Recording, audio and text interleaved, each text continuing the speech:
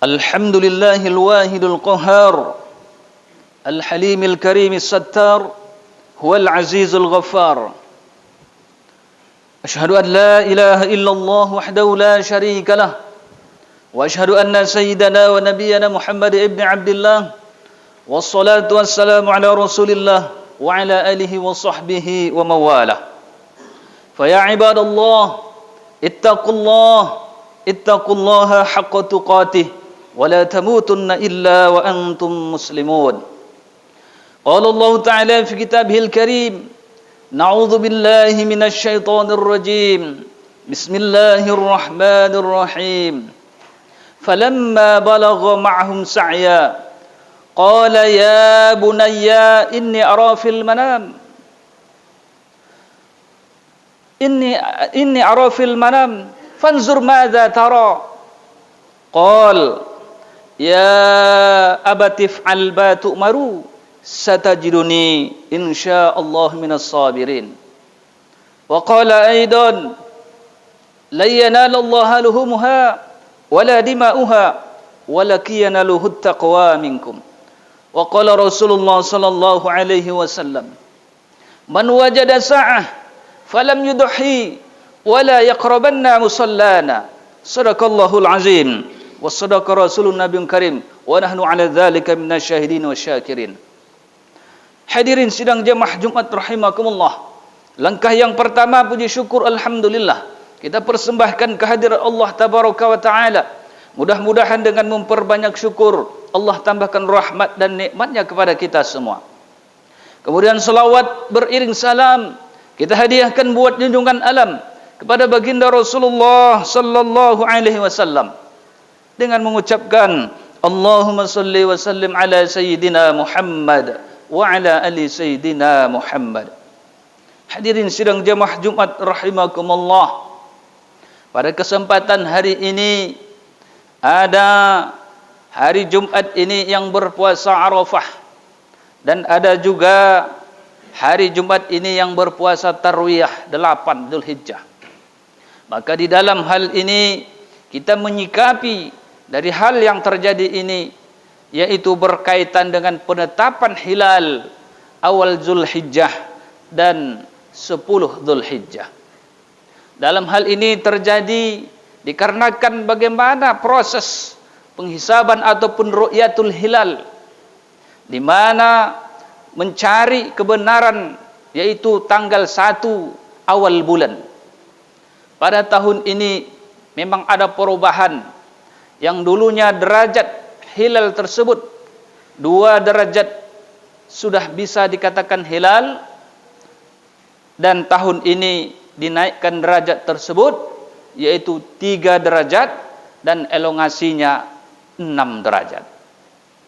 Maka terjadi pergeseran. Dalam hal ini maka kita menyikapi hal yang seperti ini menurut keyakinan masing-masing.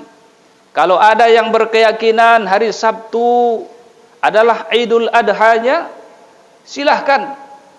Kalau ada juga hari Ahad Idul Adhanya, silahkan. Masing-masing punya keyakinan untuk menetapkan hari raya tersebut dan itu menjadi pegangan kita masing-masing. Masalah benar atau tidaknya kita serahkan kepada Allah. Sudah ada orang atas yang bertanggung jawab. Hadirin sidang jemaah Jumat rahimakumullah. Adapun judul khutbah pada kesempatan ini yaitu hikmah berkurban. Hikmah ibadah kurban. Ibadah kurban adalah merupakan suatu syariat yang dibawa oleh Nabi Ibrahim alaihissalam dan sampai ke Nabi Muhammad sallallahu alaihi wasallam dan akhir zaman dan seterusnya. Perjalanan tentang sejarah ibadah kurban tersebut melihat bagaimana Allah sampaikan dalam Al-Quran As-Saffat ayat 102 sebagaimana yang dibacakan pada awal khutbah tadi.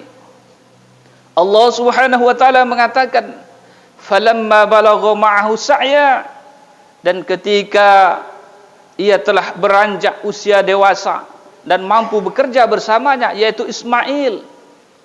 Qala ya bunayya inni ara fil manam. Berkata Nabi Ibrahim alaihissalam kepada putranya, inni ara fil manam, sesungguhnya saya bermimpi. Saya bermimpi untuk menyembelih kamu. Inni asbahuka, untuk menyembelih kamu. Fanzur madza tara, maka pikirkanlah bagaimana pendapatmu. Qala ya abati fa'al ma tu'maru, satajiduni insyaallah minas sabirin. Lalu berkatalah Ismail, wahai ayahku, laksanakanlah apa yang telah diperintahkan oleh Allah. Niscaya engkau mendapatiku termasuk orang-orang yang bersabar. Jadi perintah Allah Subhanahu wa taala kepada Nabi Ibrahim untuk menyembelih putranya. Nabi Ibrahim dikenal sebagai hamba Allah yang soleh, digelar juga dalam Al-Quran Khalilullah, kekasih Allah, yang sehingga ia kalau berkorban mencapai ribuan ekor kambing dan onta, dan itu pun dia belum merasa puas dengan banyaknya korban yang ia lakukan, sehingga dalam suatu ketika, andai kata anakku dipinta oleh Allah untuk disembelih, maka akan aku laksanakan. Ingin melaksanakan daripada apa yang diperintahkan oleh Allah Subhanahu wa taala. Maka tak lama kemudian Nabi Ibrahim alaihissalam tersebut dianugerahkan oleh Allah, itu pun lama punya anak dengan Siti Hajar, sekitar 80 tahun kurang lebih baru ia punya anak. Perempuan yang bernama Siti Hajar tersebut sudah berusia lanjut, tapi dengan kuasa Allah, Allah berikan anak. Lalu tak lama kemudian datang perintah Allah. Maka perintah Allah ini Nabi Ibrahim pun berdiskusi dengan putranya tersebut. Akhirnya terjadilah berbagai macam proses ingin penyembelihan tersebut. Maka disebutlah proses tersebut dengan manasik haji ataupun ritual haji. Dari kisah tersebut terjadilah ritual haji, kemudian terjadilah kurban. Disinilah merupakan awal daripada syariat berkurban, sehingga dapat kita ambil hikmah dari ibadah kurban tersebut. Yang pertama adalah mengambil pelajaran ketaatan Nabi Ibrahim alaihissalam dan putranya Ismail alaihissalam. Bagaimana taatnya Nabi Ibrahim alaihissalam. Jangankan hewan kurban yang ia beli, yang ia korbankan, yang ia miliki, lalu ia berikan, ia korbankan untuk Allah. Anaknya sendiri pun jika dipinta oleh Allah, ia laksanakan perintah Allah.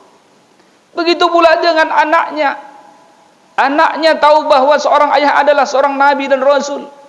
Dia tidak ragu pula menjawabnya, andai kata itu perintah Allah, laksanakan. Dan ia pun menjadi orang yang sabar untuk menghadapi ujian tersebut. Maka terjadilah proses demi proses dalam untuk penyembelihan tersebut, sehingga Allah gantikan dengan kuasa Allah, yaitu hewan kurban kibas yang datang dari surga, yang dulunya pernah dikorbankan oleh si Qabil, anaknya Nabi Adam alaihissalam. Hadirin sidang jamaah Jumat rahimakumullah, inilah peristiwa besar yang terjadi mengenai tentang ibadah kurban tersebut, sehingga terjadilah prosesi, yaitu mengenai tentang ibadah haji. Dan banyak hal, beberapa hal di antaranya ibadah haji tersebut, dari mulai ihram niat, kemudian dia memakai ihram, kemudian tawaf, kemudian dia sa'i, lempar jumrah, kemudian wukuf di Arafah dan tahalul. Maka wukuf di Arafah inilah menjadi al-hajju Arafah. Haji itu adalah di Arafah, wukuf di Arafah. Masyarul muslimin sidang jamaah Jumat rahimakumullah. Kemudian yang kedua adalah implementasi ketakwaan kepada Allah Subhanahu wa taala. Orang yang berkorban di dalam pendapat imam mazhab, Imam Hanafi, Maliki, Syafi'i, Hambali, mengatakan hukum ibadah kurban itu wajib bagi yang mampu. Sunnah muakkadah. Hanafi, Syafi'i, Maliki, Hambali, 4 mazhab sunnah muakkadah. hukum ibadah kurban. Tetapi ada mazhab yaitu Abu Hanifah mengatakan bahwa korban tersebut hukumnya wajib bagi yang mampu. Wajib bagi yang mampu, hutang tidak punya, tunggaan tidak punya, untuk keperluan berikutnya tidak ada, dan duit kita banyak. Hutang tidak ada, tanggungan tidak ada, simpanan uang kita banyak. Maka dalam hal ini Imam Abu Hanifah mewajibkan kita berkurban. Hingga dikatakan dalam Al-Quran, Inna a'tainakal kautsar washolli li rabbika wanhar inna syani'aka huwal abtar. Sesungguhnya kami telah memberikan nikmat kepadamu dengan nikmat yang banyak, maka dirikanlah salat dan berkorbanlah. Inilah ayat daripada pegangan Imam Abu Hanifah mengatakan bahwa ibadah kurban tersebut wajib bagi yang mampu. Sementara hadis Rasulullah, man wajada sa'ah falam yudahi fala yaqrabanna musallana.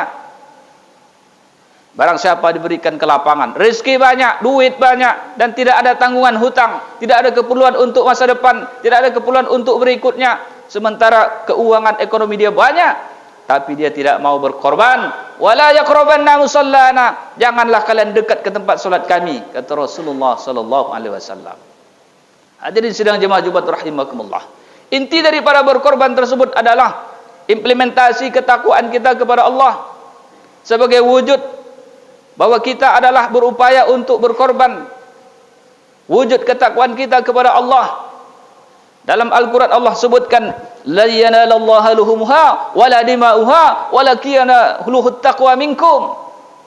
Tidaklah daging-daging dan darah hewan tersebut yang diterima oleh Allah, yang sampai kepada Allah, melainkan adalah taqwa minkum.